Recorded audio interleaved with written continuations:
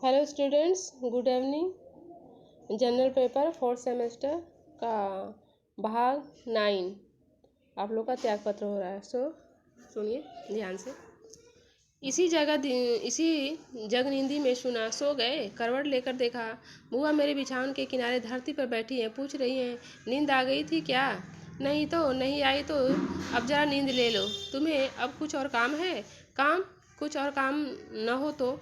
काम की तो कमी नहीं है, लेकिन वह देखा जाएगा। पर बुआ तुम यहीं बैठो, आज काम छोड़ दो। छोड़ तो दिया है और बैठी भी हूँ। मेरे मन में उस समय बहुत से प्रश्न थे। आज जो बुआ की अवस्था है उसके लिए वे स्वयं जिम्मेदार नहीं है, यह बातचीत पूरी तरह नहीं मान पाता था। फिर भी इस अवस्था में भी बुआ के व्यवहार में कुछ ऐसी स्वाभाविकता थी कि मेरे लिए संभव न हुआ कि मैं अपने अहम भाव में उन पर करुणा करूं। फिर क्या करूं? मैंने आवेश भाव से कहा, बुआ। वे बोली, कहो कहो। रुक क्यों गए? मैंने अटक कर कहा, मेरी कुछ समझ में नहीं आता है। यह जगह मुझे बुरी मालूम होती है। जगह को अच्छी कौन कहता है? पर जगह तो है। कभी जगह भर होने का ही सवाल बड़ा होता है। तुम साफ कहो ना प्रमोद कि क्या तुम्हारी समझ में नहीं आता है? कहकर वह जाने किस दृष्टि से मुझे देख उठी। वह दृष्टि मुझे भली नहीं मालूम हुई। मैंने कहा, तुम यही रहोगी इसी जगह? कब तक रहोगी? अभी तो इसी जगह हूँ, इस कोठरी में न रहूँगी और कोई और रहेगा। ये कोठरियाँ तो आबादी रहेंगी, इनमें रहने लायक आदमी बहुत हैं और आगे का हाल मैं नहीं जानती। हाँ, समझती हूँ कि ज़्यादा दिन में यहाँ नहीं रह पाऊंगी। कहाँ जाओगी? कौन जानता है क्यों जाओगी?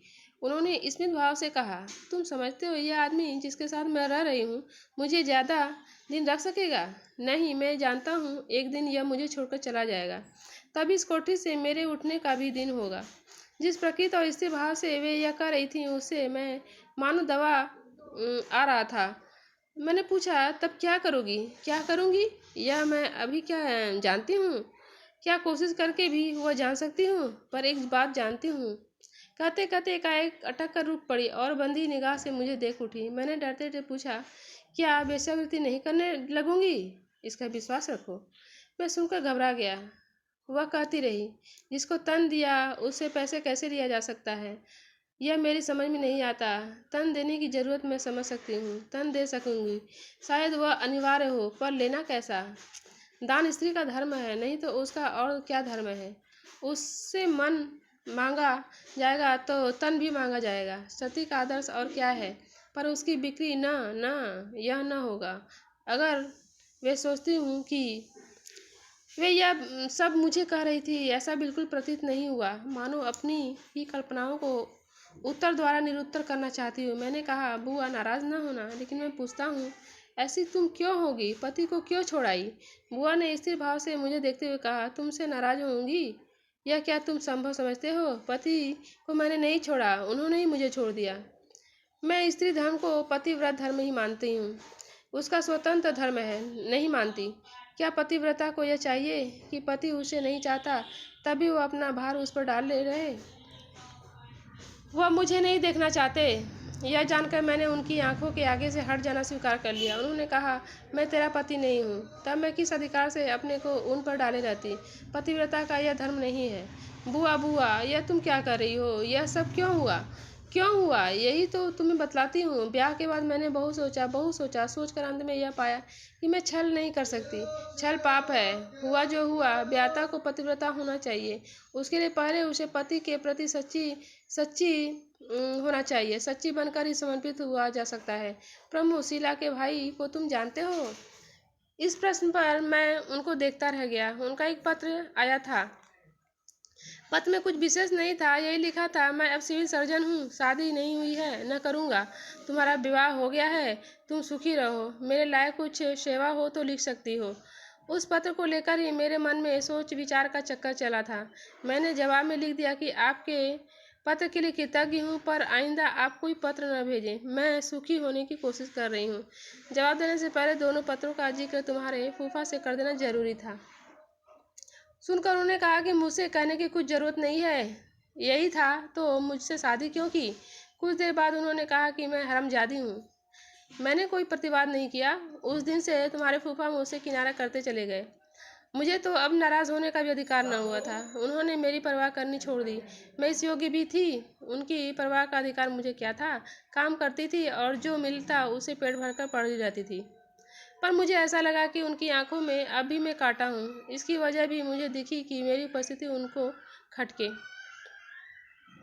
यह देखकर मैंने एक रोज़ उनसे जाकर कह दिया कि मुझे आप चाहें तो घर में से दूर रख कर सकते हैं। उन्होंने कहा, हाँ जाओ, अपने मैके चले जाओ। मैंने कहा, वहाँ से तो मैं कट कर आ गई हूँ। आपकी खुशी से तो मैं वहाँ जा सकती हूँ, आपकी नाराज़गी में वहाँ जाना मेरा धर्म नहीं है। उन्होंने कहा कि जो चाहे कर, जहाँ चाहे जा। मैंने पूछा, कहाँ जाऊँ, क्या करूँ? उन्होंने कहा कि जान न खा, चल दूर हो। उसके बाद फिर कुछ दिन बीत गए। मैं उनकी राह की बाधा थी। एक दिन उन्होंने एकदम आकर कहा, चल निकल यहाँ से। मैंने आज्ञा न मानने की जिद नहीं की। मुझे वही शहर में एक दूर कोठरी में लाकर वह खुद ही छोड़ गए। साथ की जरूरी चीज वस्तु भी उन्होंने लाकर दे दी थी, जो जरूरी चीज़ें थी। यह कुल कहानी है। मैं बुआ की तरफ देखता रहा। उनके चेहरे पर कोई मैल नहीं दिखा। मुझे हैरानी थी, मानो जो हुआ उसकी शिकायत उन्हें नहीं है। मैंने बड़े क्लेश से कहा, तुम घर क्यों नहीं आ गई बुआ? इस आदमी के साथ बसने के लिए यहाँ क्यों चली आई? बोली, प्रमोद, मैं तुझे कैसे बताऊँ, मैं घर नहीं आ सकती थी। एक बार घर आकर मैं समझ गई थी कि वैसे मैके जाना ठीक नहीं है। स्त्री जब तक ससुराल की है तभी तक मैके की है। ससुराल से टूटी तब मैके से तो आप ही मैं टूट गई थी। मैं विस्मय से उनकी ओर देखता रहा। उनके शब्दों का कुछ विशेष अर्थ मुझे नहीं मिलता था। इससे मुझे रोष भी आया। मैंने कहा, यह क्या कर रही हो? तुम घर नहीं जा सकती थी, यहाँ आकर एक अन्य पुरुष के साथ बस सकती थी? यह कैसी बात कहती हो? घर तो हाँ नहीं जा सकती थी, एक अन्य पुरुष के साथ यहाँ बसने की बात मैं नहीं जानती। लेकिन वह पुरुष अन्य क्यों है? अन्य क्यों है? हाँ, अन्य तो वह नहीं है। यहाँ क्या अन्य भाव से मैं उसे व्यवहार करती दिखती हूँ? वह पति है। पति मैं नहीं जानती, लेकिन मेरा अस्तित्व मेरे लिए नहीं है। इसमें तो बेशक मैं उस पुरुष की सेवा के लिए हूँ। सेवा? सेवा? हाँ, सेवा क्यों नहीं। मैं जब वहाँ कोठरी में अकेली थी तब मरी क्यों नहीं? क्या यह जानते हो, मैंने सोचा था और चाहा था कि मैं मर ही जाऊंगी। ऐसे जीने में क्या है। लेकिन एकाएक मुझको पता लग गया आया कि जिसने जीवन दिया है मौत भी उसी की दी हुई मैं ले सकती हूँ। अन्यथा अपने अहंकार के बस मरने वाली मैं कौन होती हूँ? भूख से मरना पड़े तो मैं मर भी जाऊं, पर सोच विचार कर अब घात कैसे कर सकती हूँ। ऐसे समय भूख के तीसरे रोज इसी आदमी ने खतरा उठाकर मुझे पूछा था। उस आदमी को वो पूछने में क्या बुराई थी? शायद मेरे रूप का लोभ तो उसे था, लेकिन उसके लिए मैं उसे दोष क्या देती? वह विघ्नों की तरफ अंधा होकर मेरे पास आया। उसका अपना परिवार था, मेरी जोरी थी। उनकी ओर से लापरवाह होकर ताने और धमकी सहकर पहले चोरी फिर उजागर उसने मुझे सहायता दी। उसकी चोरी में मेरा भाग न था और सहायता और कुछ नहीं। यही कि कोयला ला दिया, सीधा लाकर रख दिया और ढारस की दो बातें कह दी। मैंने मौत से तो मुंह मोड़ ही लिया था, पर उधर से मुंह मोड़कर जीने की संकल्प की ओर उन्मुख हुई। तभी सामने इस आदमी की सहायता आ गई। उससे मुंह तोड़ती तो किस न्याय पर? मैंने उस सहायता को कृतज्ञता के साथ अंगीकार कर लिया। आप लोग का ये हुआ पार्ट 9। सो आज के लिए इतना ही। Thank you.